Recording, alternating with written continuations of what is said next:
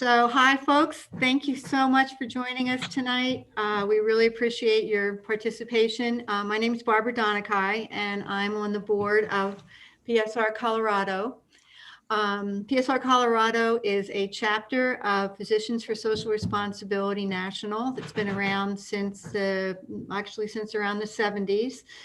PSR, we advocate for, at the state and local level, for a livable environment with clean air, stable climate, and clean, safe energy. And our work includes helping protect doing what we can to protect the public from the health impacts of hydraulic fracturing, radionuclides at Rocky Flats, and climate change in general.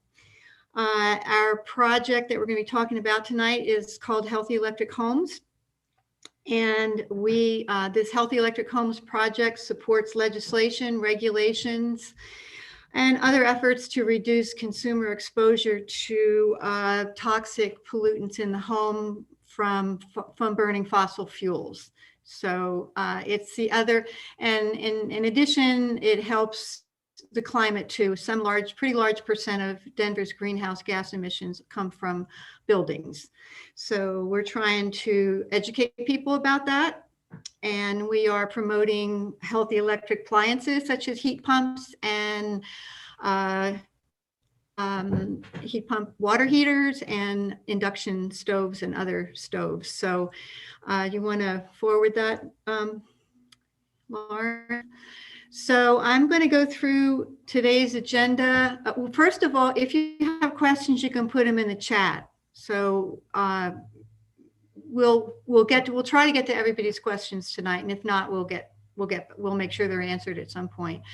So right now, this is going to go through the agenda real quickly. Lauren Swain is our PSR Colorado coordinator, a long-time activist on issues around fracking and climate change. She'll be giving a kind of a pep talk and an overview of what we're doing. Then we're going to have a legislative briefing by Jan Douglas and Jenny Willford, both of the Sierra Club. Then we're going to we'll be watching our video, and we will be talking about what you can do, how you can prepare to take action, different action things you can take. And then we will have questions and answers and announcements. And this will be recorded, and the recording will be available for people who, for anyone who has signed up or wants to share it. We'll make that widely available. So right now I'm going to go on and introduce Lauren Swain, and she'll be taking it from here. And again, thank you all for being here. We hope this is productive. This is just the first step. The legislative session hasn't started yet. So this is a start. We're gearing up. There's going to be more of this. So take it away, Lauren.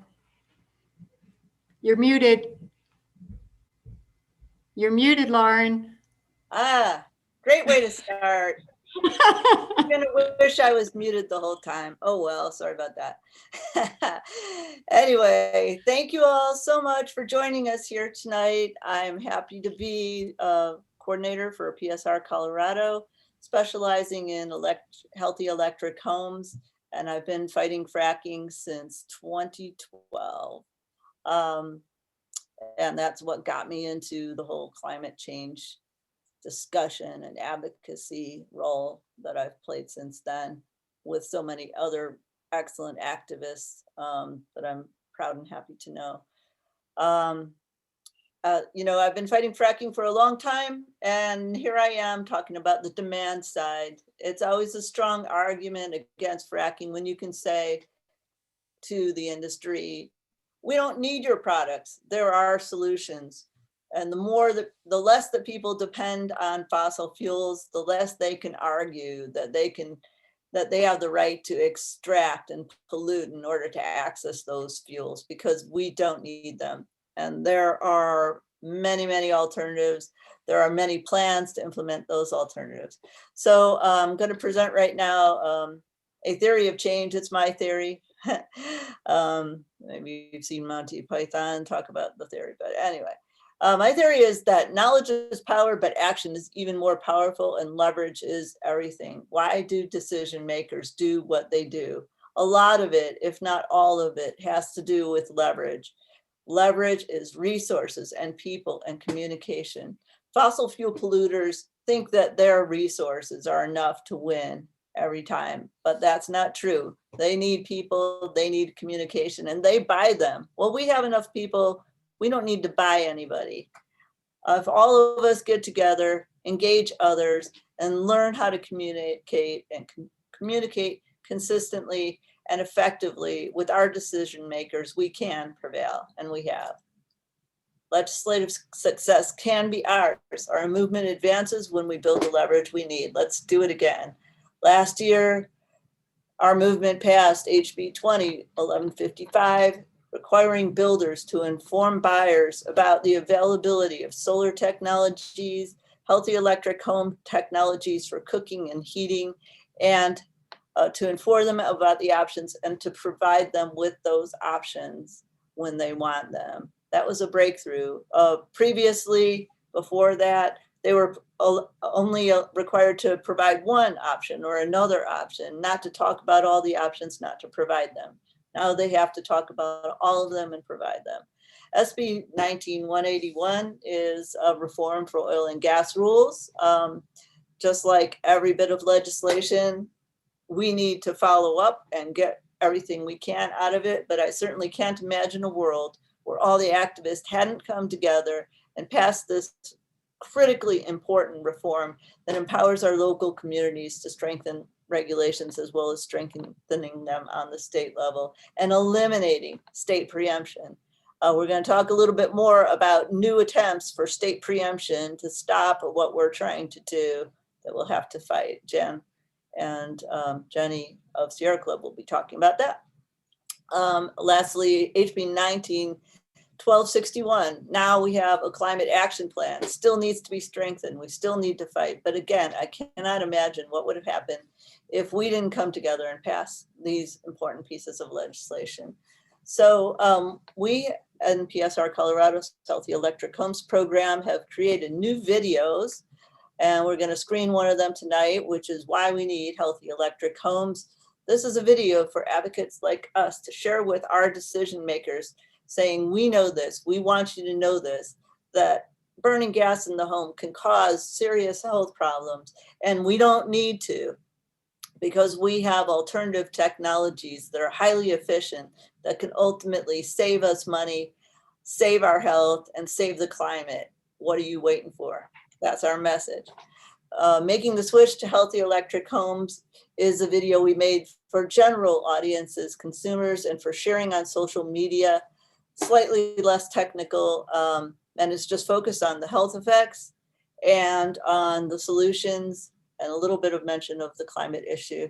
Protejo su hogar de la quema de gas is for our Spanish-speaking consumers and advocates. So please do share this with your Spanish-speaking networks and organizations that you know. And I will be sharing all of these resources with you later, but right now we're going to show you why we need healthy electric homes.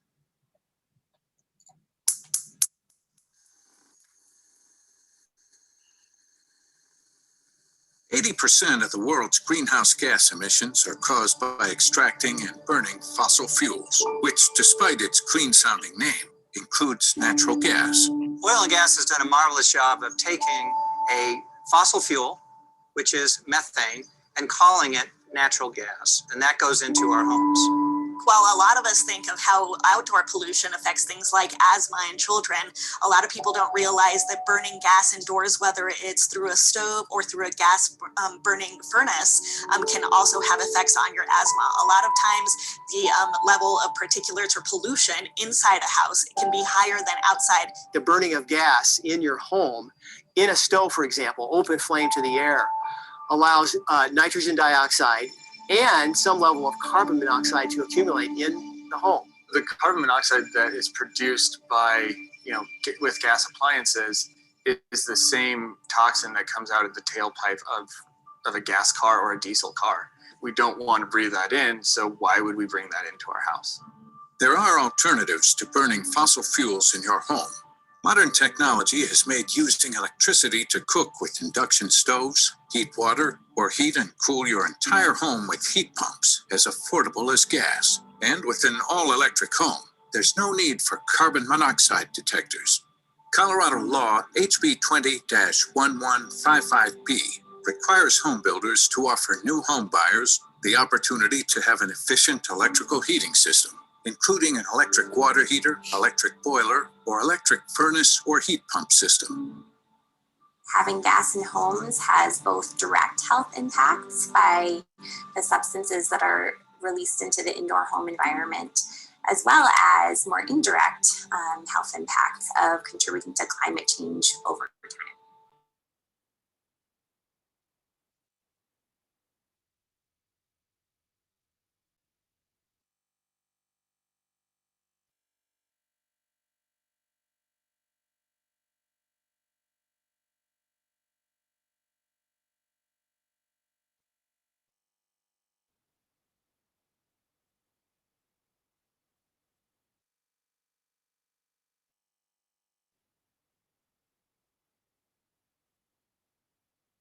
So now I need to figure out how to go to the next slide, which is a little, hey, there we go. So here's a link to find your legislator.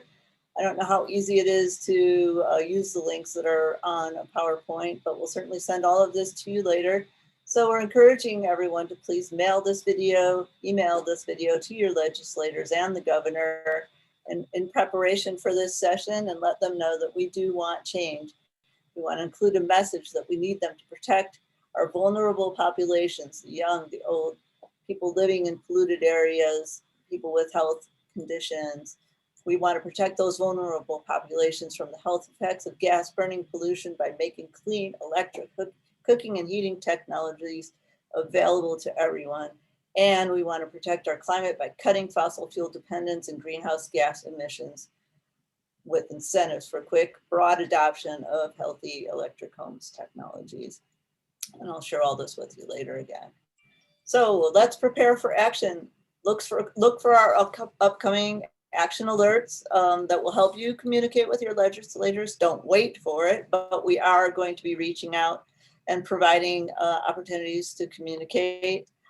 Find a buddy to work with you on your advocacy. I've been using a couple of friends as my accountability buddies on all kinds of things, and there's nothing like making a promise. By next week, I'm going to send this video. Will you do it too? And we're going to talk about it next week. Who did you send it to? Who are your legislators? It's just so much more fun not to be working alone, to have that support and the commitment and accountability that comes with it. That's what amplifies our voices and makes it more enjoyable to be a part of this democratic process. So follow PSR's social media and that of our allies like Sierra Club and legislators. We really, really do want to see you on our social media, on Facebook and Twitter. We would love it if you would share and comment and like our posts and invite others to like our page.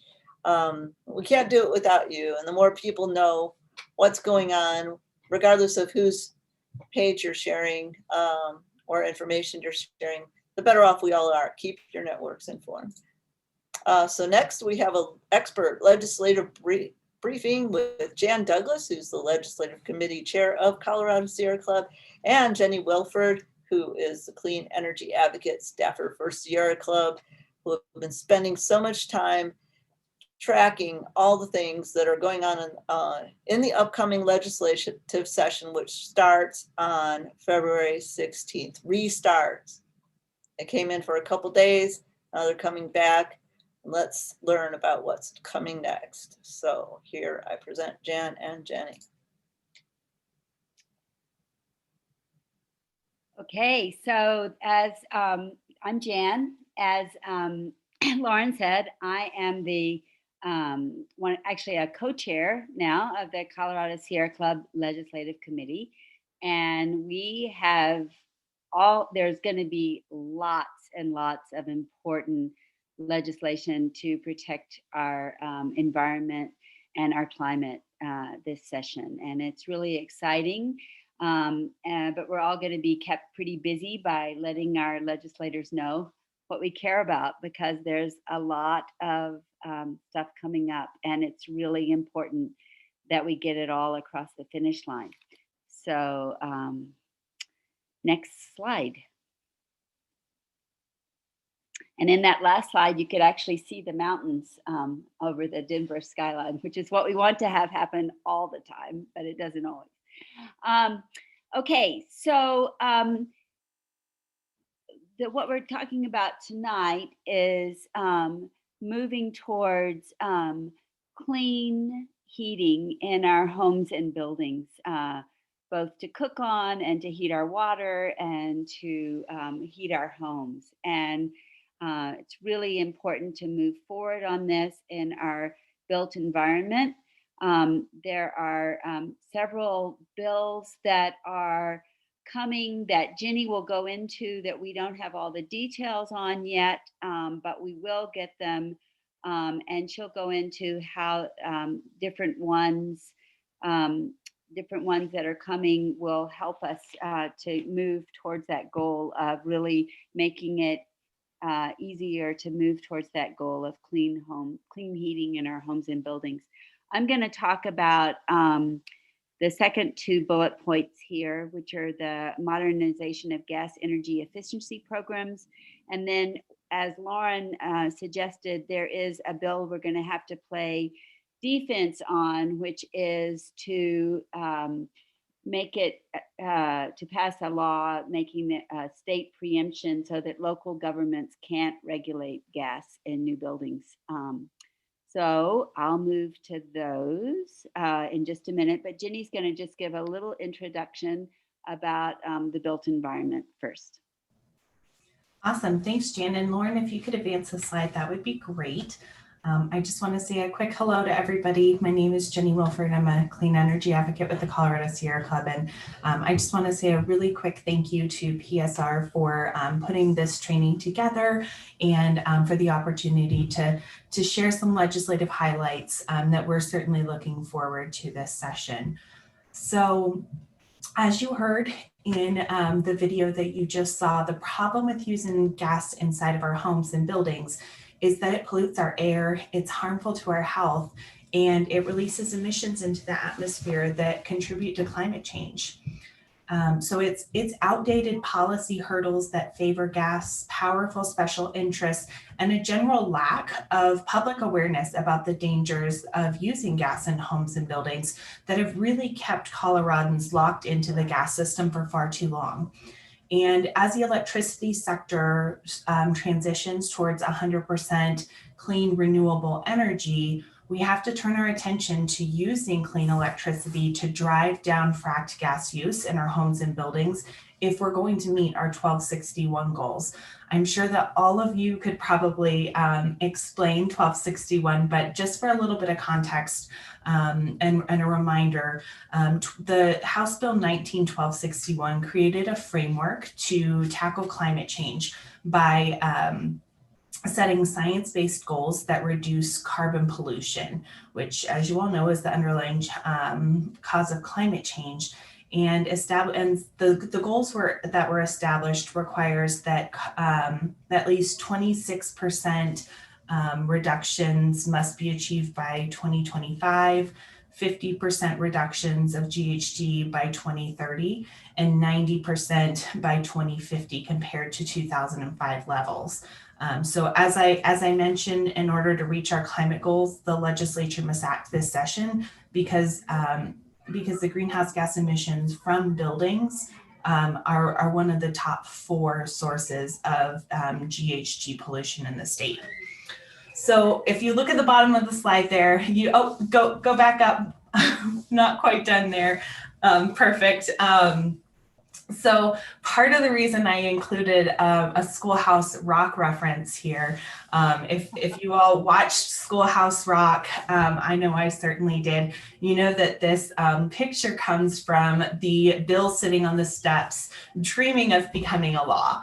And part of the reason that I included this picture is because it feels like a really solid metaphor for where we are right now with some of the building concepts, right? So we've got so many details that are currently being flushed out and negotiated, and many bill concepts that are also being merged, right? Because we've got the reality that because the legislature paused and took a little bit of a break, that they've got less time on their hands to be able to get through as many pieces of legislation as they possibly can. So they're looking for opportunities to condense things. But at a high level, I think it's pretty safe to say that we expect to see legislation that could ask investor-owned utilities to be a better partner, especially when it comes to replacing gas, oil, and propane-powered appliances and equipment with electric versions. We may also see legislation that could address methane leakage, as well as establish some greenhouse gas limitations on gas utilities. So I imagine that as details are finalized and we have final bill language, that the PSR team will be able to share that all with you, and you'll be able to get to work doing what you do best, which is advocating for change. So with that, I'm going to pass it back over to Jan to talk through the next couple of concepts. Okay, so this is a bill that we do know will be introduced very soon. It is Rep. Burnett's, who is a new legislator this session, and she looks like she's going to be just an amazing advocate for clean energy in our state. But she is introducing it as her first bill. So it's coming very soon with the beginning of the legislature.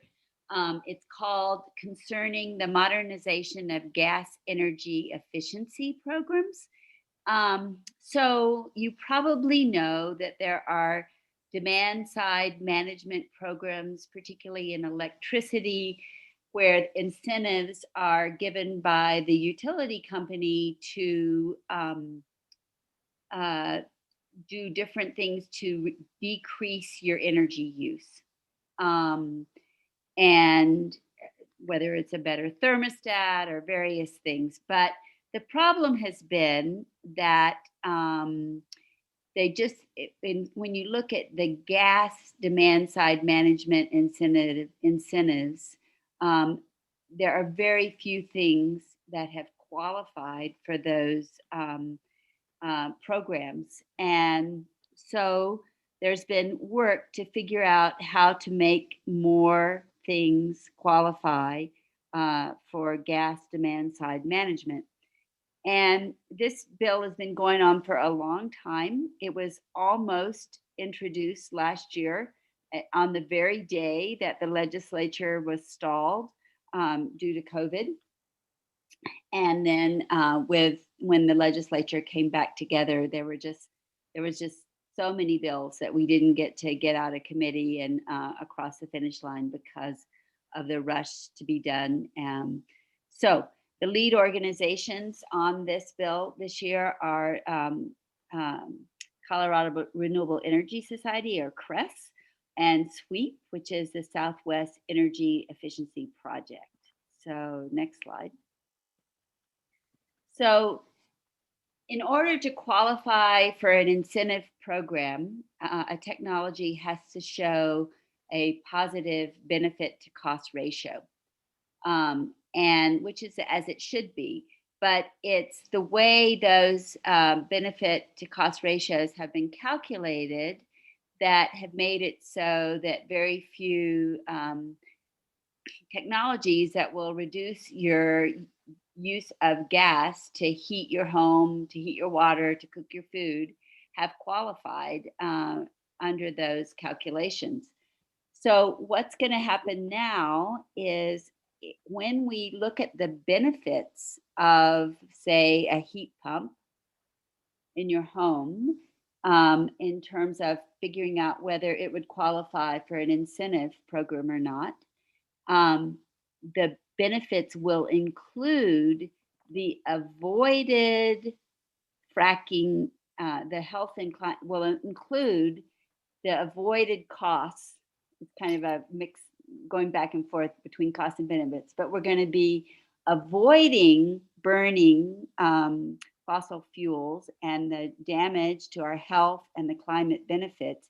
And those avoided costs will be included in the benefits of the calculations on gas DSM. So that's really exciting. So it'll add the avoided social costs of carbon and methane to the benefits of electric appliances, such as heat pumps, electric water heaters, and induction ranges. So more people will be able to afford them with these incentive programs and be able to begin changing their homes over to all electric. Next slide. So, and another thing that this bill will do, which is really important, and it's also kind of hard to understand, it took me a while to get it, but I think I finally understand it, is that the discount rate used in the calculation will be tied to inflation rather than the utilities cost of capital. And so when we're talking about that, we're supposed, say you suppose that you put in something like an induction stove or a hot water heater that's electric, and you spend $100. You probably spend more than that, but take $100 as an example. And that's saving you $100 of energy. And the way it used to be calculated, and then you look at every year that it's going to be saving you energy and how much that's worth to you. And the way it's been calculated in 25 years, that benefit would only be $18. And now if you use the smaller 3% rate, it's going to be $44. So that will really help make different energy saving devices much more, have a much higher benefit to cost ratio. So I hope I explained that well. It's a kind of difficult concept. But the other provisions in the bill is that it will set utility goals for gas saving, which is really important. It ensures that low-income customers will receive a substantial share of the benefits. And one really important thing is it spells out in the bill that innovative technologies behind the gas meter that save you from using gas, like solar thermal, heat pumps, induction stoves, all of those things, will be included in the incentive programs. So, all right, next slide.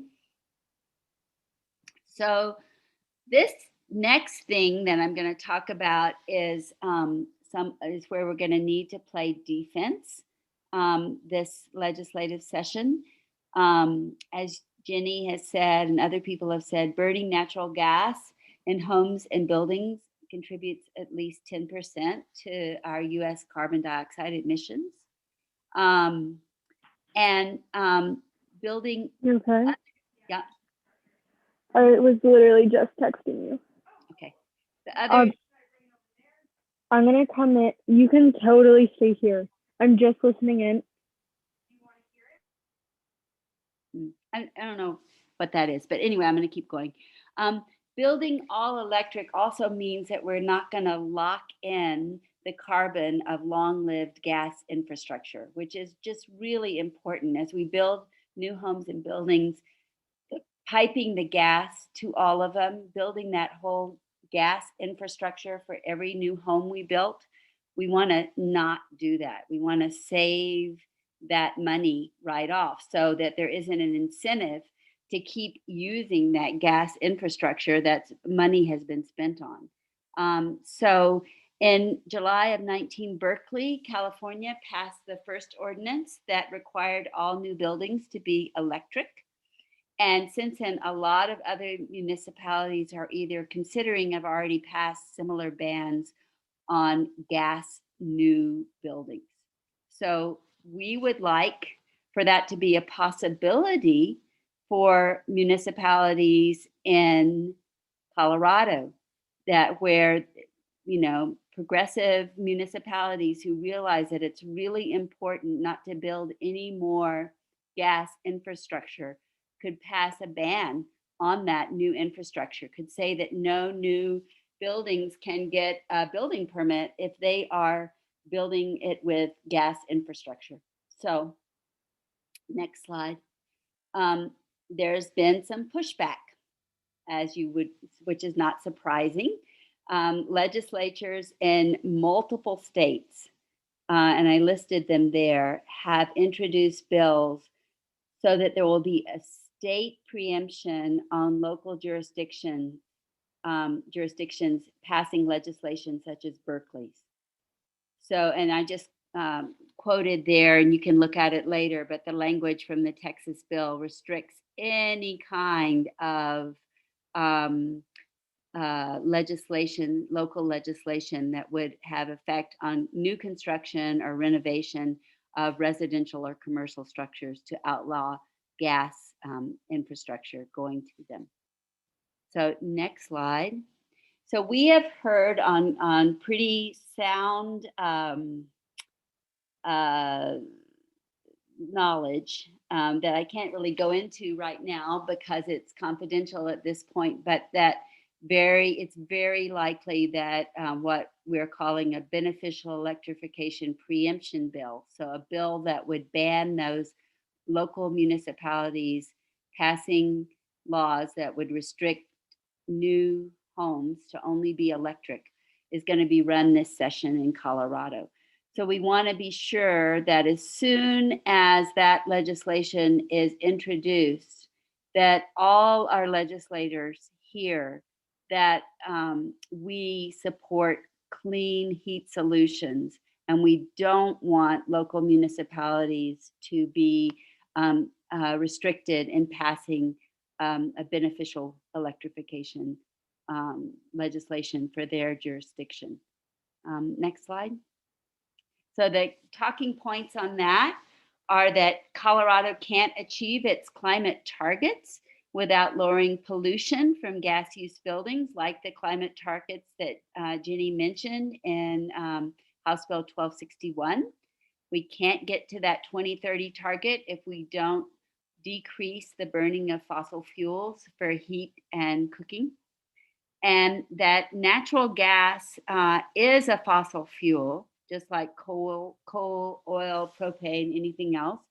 Burning the gas in our homes generates climate emissions and air pollution. It sickens communities and families. It increases the rate of asthma in our kids. And obviously, Colorado is already suffering from the climate consequences of the climate crisis with our wildfires and flooding, especially like the wildfires we had last summer. So local governments need, this slide got cut off, but local governments need to retain the capacity to do what's right for their municipalities rather than the state telling them what they need to do. So we want you all to be aware of the bill coming, and and to really let your legislators know that we need to defeat that bill. Okay, next slide, and I think Jenny's going to be next. Yep, awesome. Thank you so much, Jan. All right, I'm excited that we get to close this out with a proactive bill, so we're not ending on a negative note here. So I'm going to be talking for a few minutes about a concept pertaining to building energy performance. Some of you may have heard of building benchmarking, and these are essentially the same things. So we are expecting this bill to be introduced next week when the legislature reconvenes, and it's a bill that will be shepherded through the process by State Representative Kathy Kipp out of Fort Collins, and then Senator Brittany Pedersen out of the Lakewood area. The lead organization on this bill that is really point on policy and lobbying is the Southwest Energy Efficiency Project, SWEEP. And, oh, yep, that's perfect. Okay. Oh, sorry. I switched my own slide. Never mind.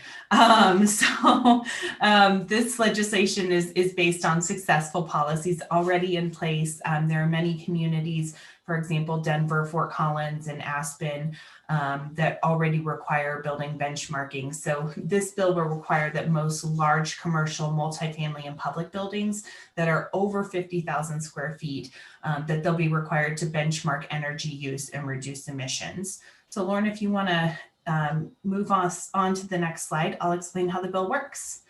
So first of all, on the benchmarking, the green box there, buildings will be required to measure their energy use, and they'll get a score compared to other buildings, which takes just a handful of hours the first year and less than an hour to track in subsequent years.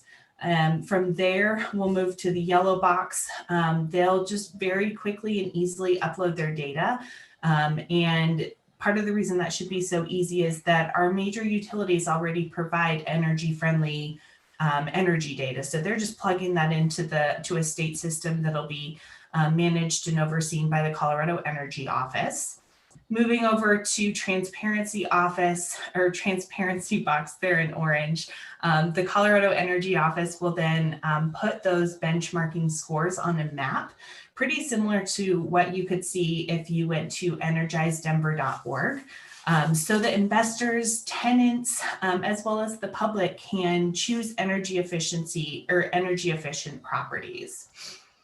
Then from there, in the pink box on upgrades, so buildings that are less efficient will be required to make improvements that lead to a 15-point Energy Star score increase or a 15% energy use intensity reduction. And there are a couple of other options that are built in there as well that really enable this policy to work with building owners, be flexible, but always, again, prioritize efficiency. And all of these upgrades will lead ultimately to greenhouse gas reductions, which is exactly what we want to see. The last thing I'll say on this bill is that the Colorado Energy Office will absolutely be providing training and support for every step of this bill. So we're not just establishing a policy and saying, good luck business owners, let us know how it goes. There will be incentive programs as well as financing options such as CPACE and performance contracting to allow building owners to be able to make the improvements that they need to, possibly at a zero cost. So good piece of legislation here that will absolutely, benefit, for example, tenants who may be in a multifamily building who will have the opportunity to now save on monthly energy bills, building owners who can compare their building's energy use with similar properties, prioritize upgrades, and improve the value of their property. There are obviously benefits for local governments, businesses, utilities, and then also the environment. So with that, I'm gonna just open it up for any questions and just see what y'all have, and Jan and I can certainly tag team these.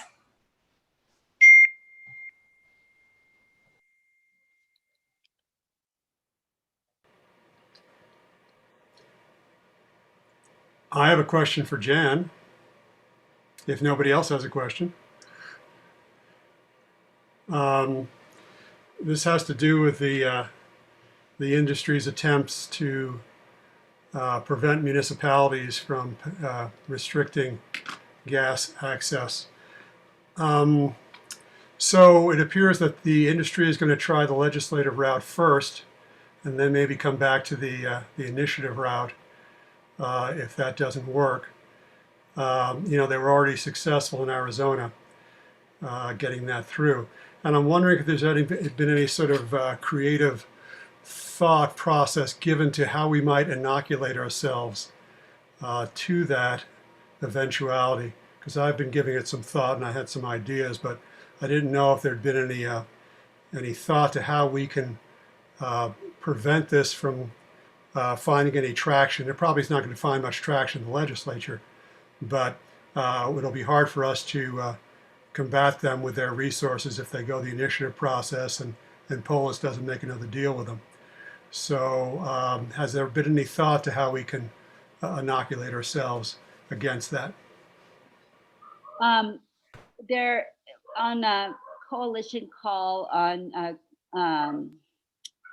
sort of a huge climate coalition group that we're part of. Ginny and I were on yesterday. There was talk about how we could run a proactive bill that would definitely make it so sort of a ban on the ban kind of thing, so that there could not be such a state preemption. I don't know if that's going to get across Harvard or not, but it seems like it might be useful to go ahead and put that in statute before it was an initiative is run this summer. But I don't know how likely that is that we can get a bill like that going, given that it would probably be a late bill and the legislature is struggling to do all its work sooner than usual, in less time than usual. It's a good question. I don't know, and I'd like to hear your ideas. Okay, well, I'll talk to you off separately, but thank you for addressing that. Can I also chime in? Is that okay? Yeah. Sure. So yeah, I think everything Jan said is 100% spot on. And just to her point about whether or not we'd be able to get a more proactive bill across the finish line, I do think there are some political realities that we'll have to deal with. And I think that, you know, when we're thinking about fighting back on this potential legislation or a potential ballot measure in 2022, I think, you know, a couple of things are really important. Number one, I think is there's a huge amount of education that needs to happen, right, in terms of dispelling all of the myths that we've been fed for decades about just how safe and how clean natural gas is, right? So I think that's one piece that it's going to really take all of us, every single one of you on this call, talking to a neighbor, talking to your legislators, talking to your local government leaders, to let them know that this is a priority for you and that anything less is not making good on our climate goals.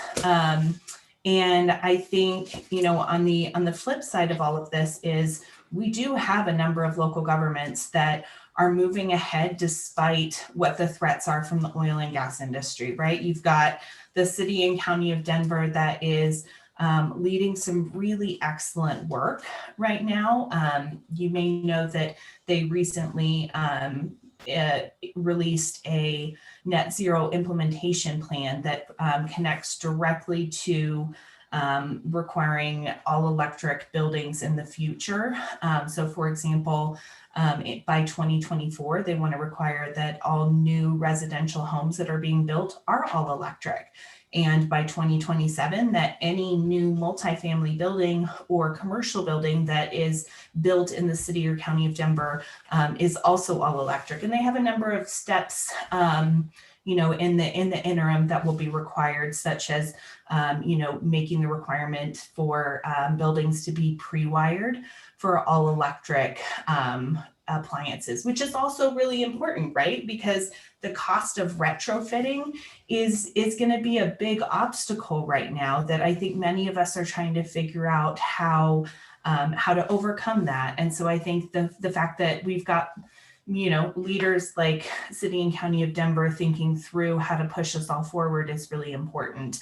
And I saw in the chat that Angelique noted that the Colorado Municipal League will absolutely be integral in protecting local control, and she's right. They are. I will say that I'm a member of CML's policy committee, and they are very fierce about maintaining local control. And I have a lot of faith that whether, you know, despite there being agreement over oil and gas around our state, that local control issue is something that they will go to bat for. So I think it's going to take all of us to continue to push this forward and all of the creative ideas that you have. So keep them coming for sure.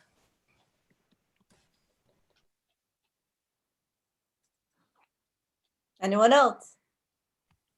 That was a great answer. I have a question too. It's like, as we reach out to, as the legislative session starts, we kind of know who our allies are. I mean, is there a way of finding out like who are the swing people? Who are the people that haven't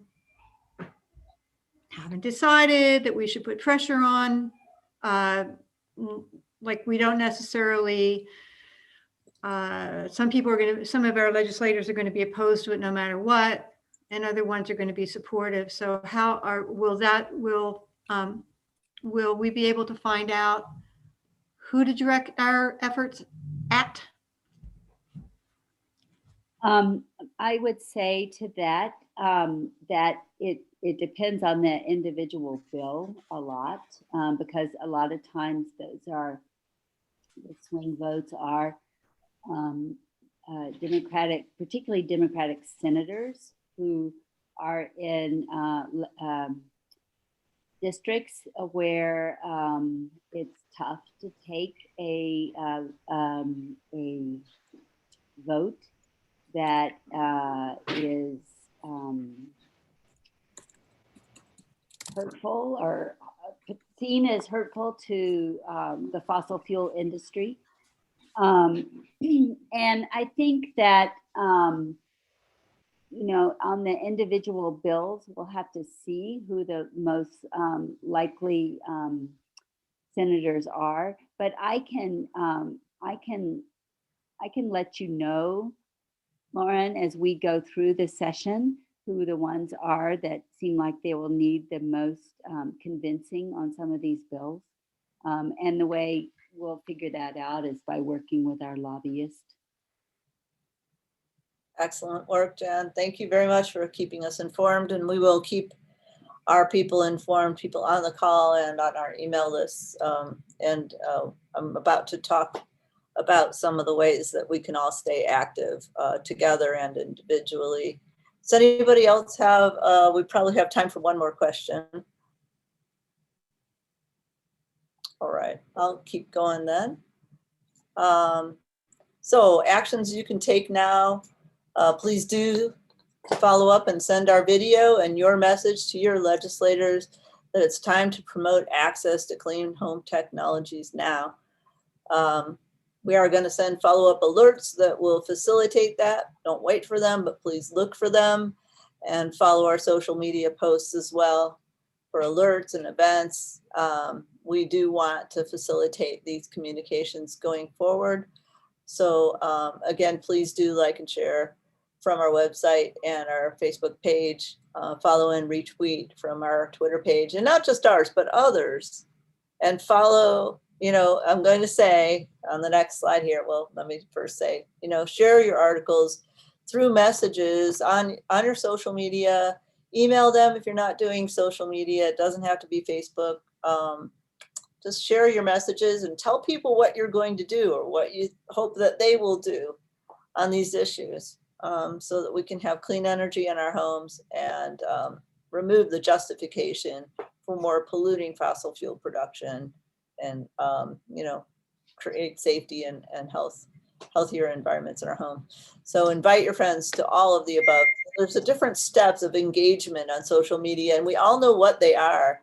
But how often do we think, okay, I'm going to like, and I'm going to comment, and I'm going to share, and I'm going to message my friends? Like, you can come up with a little system. Every time you see something important, come up with a little plan and do all 4 of those things. They don't take very long, but it can make a difference if you do all of the above. With that, social media strategies, I have to say, I'm not a big Twitter person, but I'm trying to be more so. It's a different animal than Facebook, but the reason to do it is that politicians, our elected officials, and the media, especially the media, are on Twitter, and that's what they care about. Facebook is not nearly as important to them. So if you follow, you find an article in the newspaper, look that journalist up on Twitter and find out what their @ handle is. You see their name, right under it, it's going to say @. And then the next thing you post on Twitter, do @ them, and find out what all of your legislators' handles are. And then you just add that into your Twitter. And then people who care, those particular officials, those journalists, will know what you're talking about. They'll see, if they see a lot of activity saying @so-and-so, we want healthy electric homes and we want them now for everybody. We don't want a weak bill, we want a strong bill. If there's enough of us doing stuff like that, we can create a Twitter storm, a social media storm, and they feel compelled to pay attention and report on it. The hashtags, you could try like healthy electric homes or pro climate or you can see what other hashtags people are using. Again, this is just a way to bring attention to what you're saying and to chime in, to create a movement. People search on these hashtags and they see 500 things, 5,000 things, 50,000, 5 million things. They know it's a thing that people care about. And you're adding strength to the movement and getting attention for what you have to say. Like, share, follow, retweet, invite, and repeat. So please do. We have upcoming actions with healthy electric homes. So you can stay in touch with me, write to me at coordinator@psrcolorado.org with your questions, announcements, events, and news. We are scheduling meetings with legislators, especially legislators where we have a lot of members in their district. So we are going to be working on that, or legislators that have a lot of influence, or the ones that need to be persuaded, like Barb said. We'll be testifying at hearings and facilitating that for our audience, our followers, and facilitating public comment submission opportunities of various sorts. So please do stay in touch with us, check your email, follow us. And whether we're there or not, whether it's with us or not, alone, together, please do stay in touch with your legislators through email. Call them, find your legislator and call them. They do have to listen to you. And if they're hearing from lobbyists all the time, social media, early and often. You can't vote often, but you can make calls all the time. Be their best friend and be a bug in their ear. Be supportive, be strong. If you are uncomfortable criticizing things, just say that simple thing. I want more of this. I want less of that. We want. So just express yourself. You don't have to tear anybody down. You can just express yourself. And when there's enough of us doing that in an articulate way, showing that we're paying attention, that's where our strength comes from. So I encourage you all to get together with us, and let's make an impact this time. Any other questions? Someone just asked on the chat about how you find legislators' handles. And actually, it's pretty easy if you go on the app and just search for a legislator's name, you can get their Twitter handle. So it's not very difficult to find them. It really is worth it to be on Twitter, especially, like I said, because of journalists. Share all their stuff. If you start sharing all their stuff, liking their stuff, commenting on their stuff, they get to know you too. Maybe they'll ask you something someday. Maybe you'll get to make a bigger splash with, yourself or with your friends on something that's affecting you and the rest of the world. Anyone else? Barb, do you want to say a few last words? I'm going to step in here. Yeah, so we were right on time. That was very efficient. Thank you all for hanging with us. And if you do have questions, this is our, info at PSR Colorado. You can check us out on Facebook. You can visit our website. We also, this video is being recorded. So we encourage you also to share. This will be posted pretty soon, I would suppose, Lauren, on our sites. And we encourage you to share it with your friends and colleagues and anybody else. So thanks, thanks all for coming. That was a great presentation. Thank you, Lauren. Thank you, Jan. Thank you, Jenny. Now you can go tuck your child in, and we'll meet again, and we'll make this happen. So thank you all, and have a good night, and stay well. Thank Thanks, you. Barbara. Take care. Bye-bye, everyone. Thank you so much.